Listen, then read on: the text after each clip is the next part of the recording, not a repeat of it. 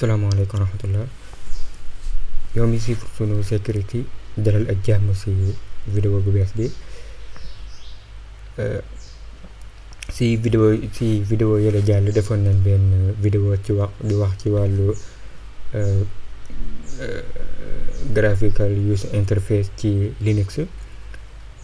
mu nekk loo xamante ne bokk na si lu ko gën a ràññeele muy xeeti desktop environnement yu bëri yoo xamante ne mën nga ko installer ci sa distribution defar ko ba mu gën a rafet, yokk ci liñ ci bëgg a yokk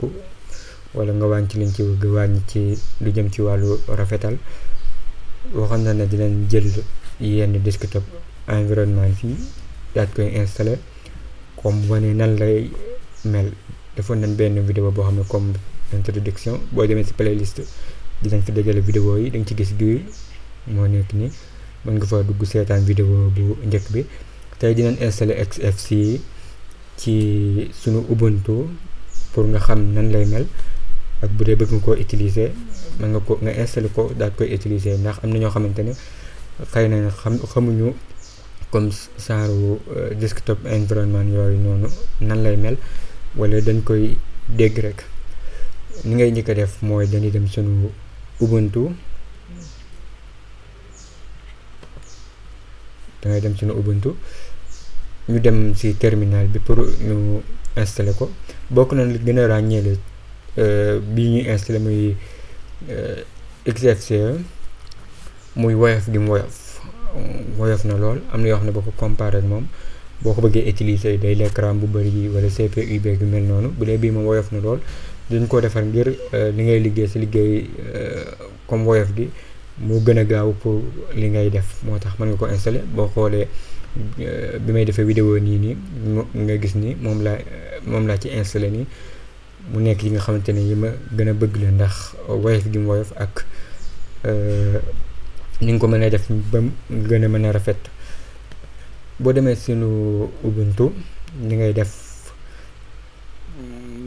mooy ñu dem ci sudo/s yéegal privilège bi, dugal sunu mot de passe, dañ koy installer. li ngay def apt yokk apt ngay def install XFCE yaakaar naa nii ngay def. bu dee da nga yor lu mel ne Arch mën ngaa def pat man install XFCE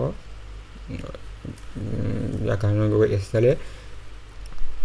bu dee Fedora xam naa desktop nga siy dolli jàpp package bi, waaye bu dee Ubuntu mën ngaa def apt install XFCE nii nga def entrée. dama ko installer booba yu bëri la lay indil, nga bës O bi wala Y bu dee anglais la mu installé ko. buy installé nag dara rek la lay laaj, benn mbir rek la lay laaj muy photo bi nii. dala laaj ban nga bëgg a tànn GDM 3 wala LightDM. mën ngaa jël LightDM bi bu la neexee, bu la neex mën nga koo jël, waaye mën ngaa jël LightDM bi. boo ko installé ba pare li ngay def mooy leen rek ngay defaat, mooy redémarrer sa machine ordinateur wala VirtualBox bi nga xam ne ci nga ko installé. mën ngaa def reboot pour redémarrer ko pour ñu xool nan lay mel, ndax bu dee Linux wax nañ ne mën ngaa installé ndoo ay desktop yu bëri. bu la neexee tamit mën ngaa biñ ci fekk nga dindi ko installé ci beneen. bu dee bii ñu yoree nii nga gis ni muy Ubuntu bi mu wàccaaleel ak biñ ci installé léegi, booy dugg mën ngaa tànn ban nga bëgg a utiliser. léegi dañ def redémarrer.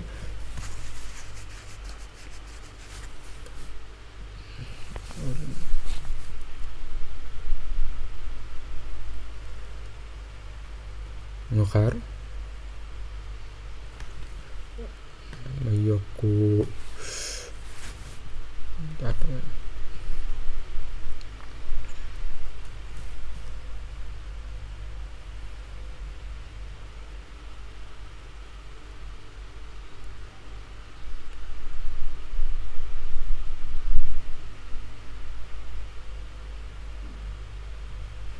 ma yokku kii bi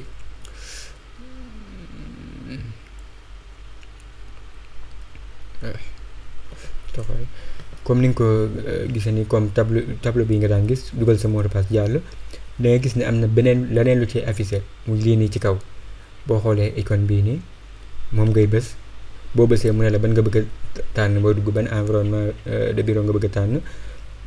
XFCE moo nekk ci kaw moom lañ installé léegi Ubuntu par défaut wala Ubuntu Switzerland bi ci kaw moom la ñu jël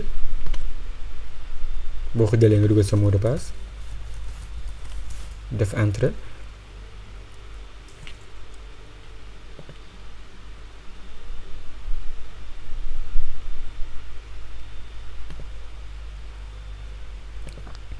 waaw moo ngi nii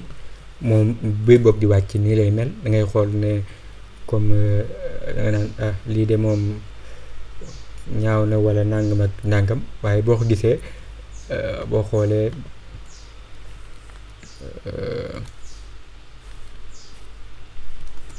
moo nekk ni moom la installé fii nii ngay gis moom lañ mujj defar ba mel ni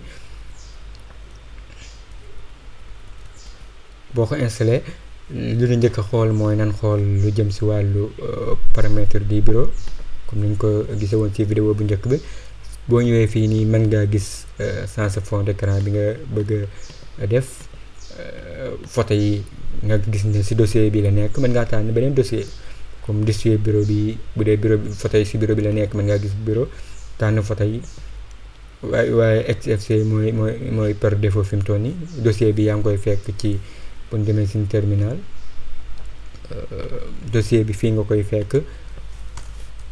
star background boo ñëwee fii mën ngaa gis boo defee ls da nga gis XFCE bi moo nekk fii mën koo ubbi comme graphique photo yi nga gis ne moo nekk nii mën ngaa tànn dossier bi bu la neexee XFCE gis nga ni nga ko gisee nii mën ngaa def nii dem dossier autre nga tànn ko fa mu nekk wala photo yi fan la nekk ni mën ngaa def sa background daa def ouvrir mu indi la photo yi nekk fii nii mën ngaa créer fii beneen dossier bi la neexee tamit tudde ko ne leen def ci yenn photo daal koy ubbi nga gis ne mën nañoo sensé comme ni mel ni bu la neexee mën ngaa def fu mu nekkati sax XFCE fii nii comme xeetu photo bi nga def danga ko bëgg a zoom wala lii yëpp ay xeet la mën ngaa tànn ban nga si bëgg a tànn centré wala nanga mën ngaa def ok daan fii couleur bu dee benn couleur nga bëgg a def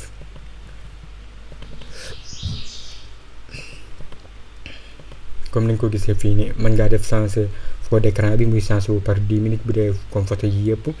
wala par fii nii mën ngaa tànn par seconde heure nangam tànn fii nii 10 minutes bu dee heure wala nangam yi muy affiché fii ba xam du koy jël par benn nii wala automatique bu ko neex lay tànn bu koy jiital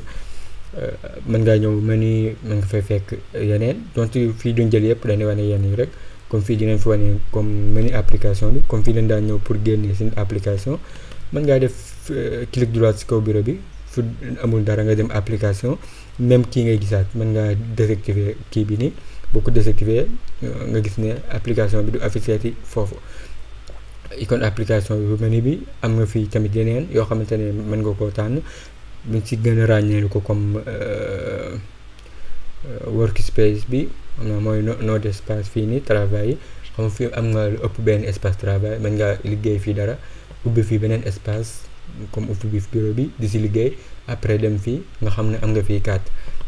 mën nga ubbi fii nii mooy lu jëm si workspace yi am nga icônes yi noo bëgg mu toll ko ba xam nga bëgg mu nëbbu bu la neexee mën ngaa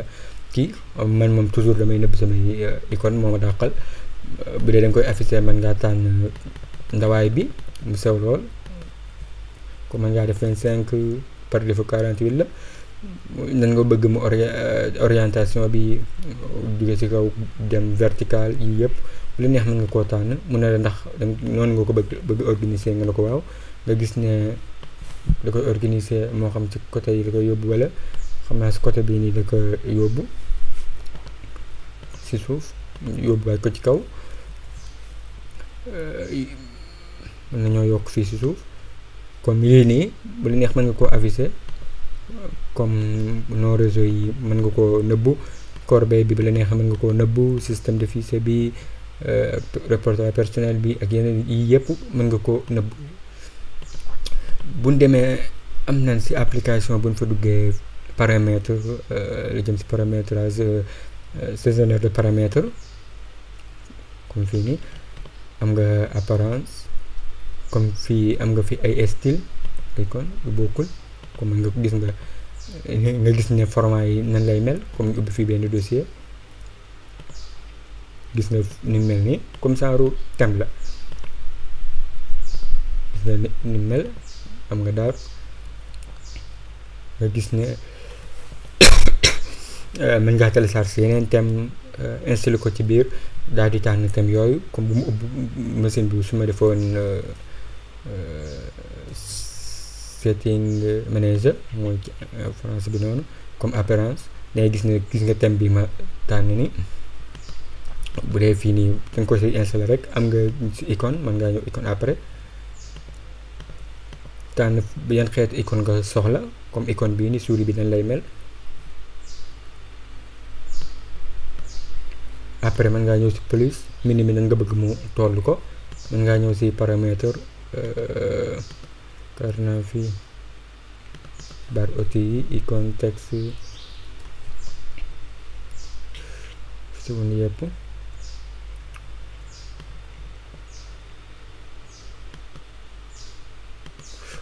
daal bureau comme ni ñu ko gisee woon léegi mooy paramètre bureau yi.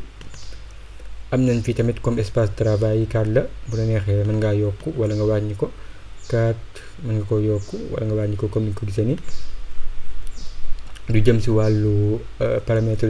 saisonnier des fichiers comme li yore wàllu fichiers yi nii comme ni ñu ko gisee woon ci vidéo bu njëkk ba mën nga koo seetaan pour xam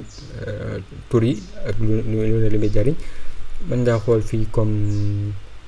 format yeeg ñu ngi koy afficher rek li jëm ci wàllu vue en icône comme mën ngaa def texte bi mu nekk sur wetam nii mën ngaa essayer yi ci des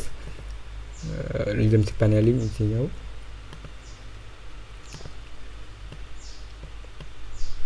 nga gis ne yii yëpp bu ne mën nga see dugg def ci yow comme réglage yi nga xam ne moom nga ci bëgg a def comme man réglage yi nga xam ne moom laa ci bëgg a def xëy na wuute naa ak yow réglage yi nga bëgg a def boo ko liggéeyee rek da nga comprendre bu ne lu mu ci jariñ boo xamee ne kii nii moo yore wàllu kii boo def rek da ngay xool yan modification la ci def. am na tamit ba léegi tableau de bord yi mooy di jëm ci wàllu panel yi comme ni ñu ko gisee woon mën ngaa ñëw comme mën ngaa am lu ëpp benn panel am na fi panel ci kaw mën ngaa am beneen panel ci suuf tamit am na fi panel ci suuf xam naa ni ma affiché kii bi moo tax feeñul bi waaw comme panel bi moo nekk ni am nañ panel bi panel boo ci dugg mën nga koo xool ban mode ba xam horizontal wala vertical wala barre du bureau ban nga ci soxla gis nga mën nga koo tëj boo ko tëjut fu la neex mën nga ko foo déplacer comme ni nga ko gisee ci Windows bi rek xam te ne boo bëggee def ay modification mën nga koo tëj def ay modification ba pare tëj ko bañ a comme nga bañ a laal benn nga bañ a laal fenn rek mu jékki-jékki daal di dem ndax muy masque boo xoolee fi intelligemment la ci def intelligemment boo xoolee bi ci kaw jamais lay def bu ma sa masque wu mën ngaa def toujours bu la neexee muy masque wu mën ngaa xool buñ jëlee bi ci suuf taille en ligne bi ni muy toll nombre yi lignes yi mën nga ko yokk largeur bi yëpp mën nga ko yokk ni nga ko mënee ci kaw mën ci suuf mën nga koy mën a def ci kaw mën ngaa yokk beneen panel def plus bi ni nga am nga 3 mën nga koo def vertical bi la neexee def nii xool modification yi nga xam ne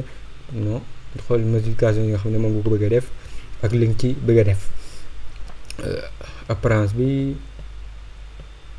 ci di jëm ci wàllu couleur ak yooyu noonu ban couleur la panel bi di yore bu la neexee nga jox ko couleur d'arrière plan bi arrière plan bi nu mel noonu lay mel après. ok ñu jëm si wàllu leeraay bi opacité bi éléments yi ci nekk nga gis ne mën ngaa besaat fii pour mu supprimer wu. mën ngaa def nii comme panel bi nga bëgg a modifier mën ngaa dem ci kawam couleur nekkut automatique def tableau de bord daal di def préférence mu indi la comme bii nii mooy tableau de bord numéro 1 bi comme ni nga ko gisee nii comme li ñu indi woon léegi rek moom lay indiwaat fii. mën ngaa dem élément comme élément yi ci nekk mooy ci kaw nii menu des applications moo nekk nii mën nga koo tuxal wàcc bés fii nii mu wàcc gis nga ko ni muy tuxoo nii. mën nga koo yéegal mën nga koo jàpp tamit wàcce bu la neexee séparateur yi moo nekk fii moo nekk ci diggante yi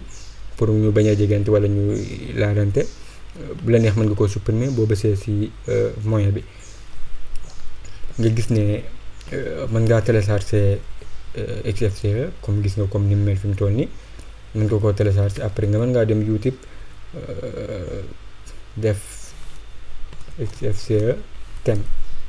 wala customization boo defee thème lii mooy par défaut bi nii lay wàccaale waaye mën ngaa def thème gis nga yëpp ay format la yoo xamante ne mën ngaa seetaan vidéo bi mu wax la comme thème bi mu utilisé icône yi mu utilisé nga télécharge ko mu wan la yoon wi nga installé ko gis nga yëpp ay thème la yow yaa xool tànn bi la neex kon bii moo nekkoon première environnement de bureau bi nga xam ne moom lañ gis dinañ gisaat yeneen. bu dee am nga benn commentaire wala benn laaj booy def mën nga ko def ci commentaire bi moo nekkoon vidéo bi di sàkku seen ngeen abonné suñu chaîne YouTube bi partage vidéo yi ngir ñeneen njëriñu si wasalaamaaleykum wa rahmatullahi wa barakaatu.